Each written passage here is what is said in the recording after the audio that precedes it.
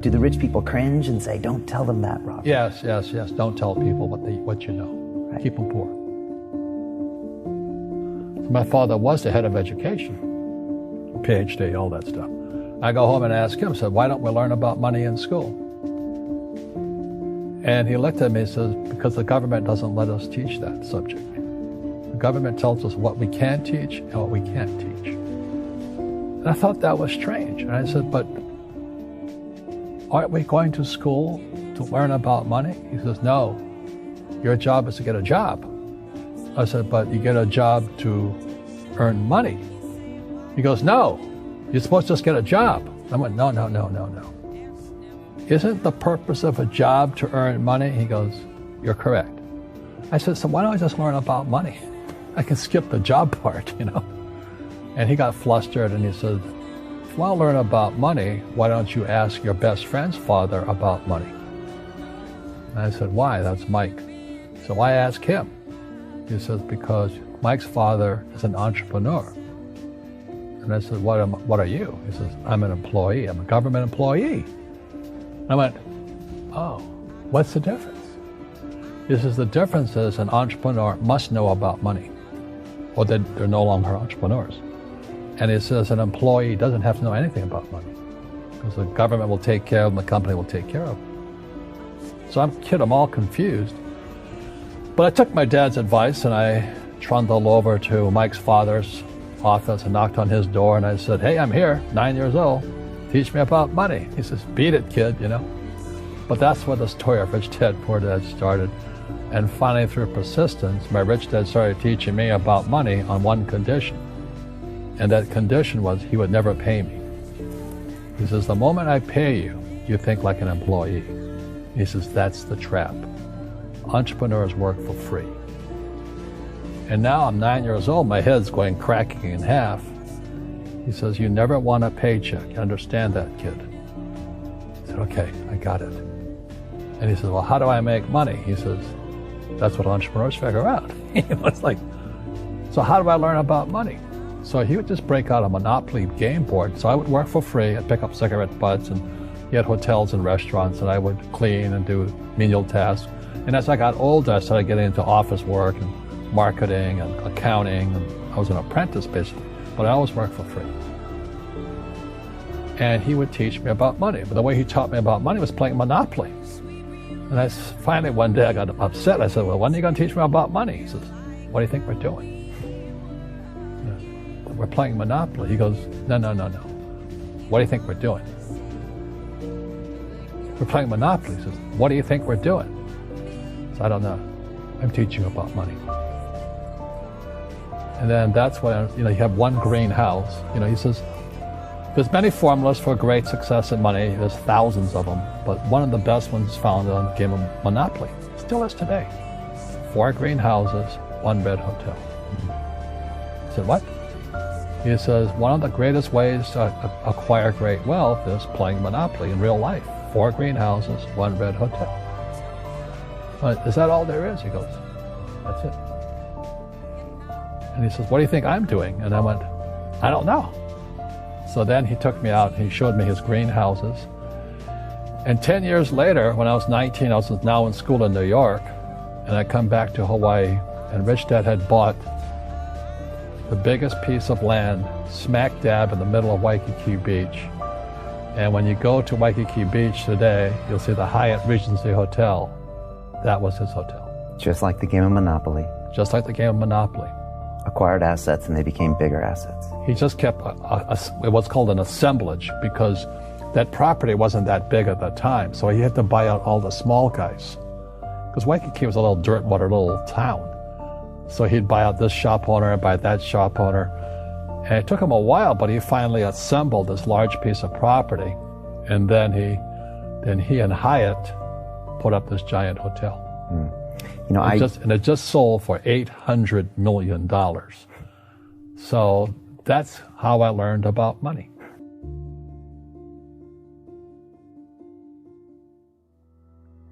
I've had financial crashes. I've had people stab me in the back, but they're all good because I grow from it. That's spirituality. Right. You know, people who are afraid of making mistakes, like they teach in school, they don't ever grow. Because spirituality is there's good and there's bad, there's right and there's wrong, there's up and there's down. Most people only want to be right, they only want to be positive. Well, you can't have that. That's not reality. Well, I wasn't poor by most people's standards, but I came from a family with a poor attitude, if you know what I mean. Because rich, poor, middle class, poverty starts with a fundamental attitude. Poverty is passed on. It's taught in your families. And middle class is taught in families. And so the people right now who are sitting at home, who are struggling financially or worried about money or unhappy, they may be making a lot of money, but unhappy with what they're doing, it was probably taught to you. You know, your superego was taught, get a job, work hard, or you'll never be rich, or the rich are evil, or whatever. The school system will never teach you about money. The school system was designed to teach you to be an employee, which is important, or a doctor or a lawyer, a specialist, but never about money. And what most people lack is real business knowledge, like accounting, you know, like debt, like taxes. You got to know that stuff, but they don't teach it in school to anybody.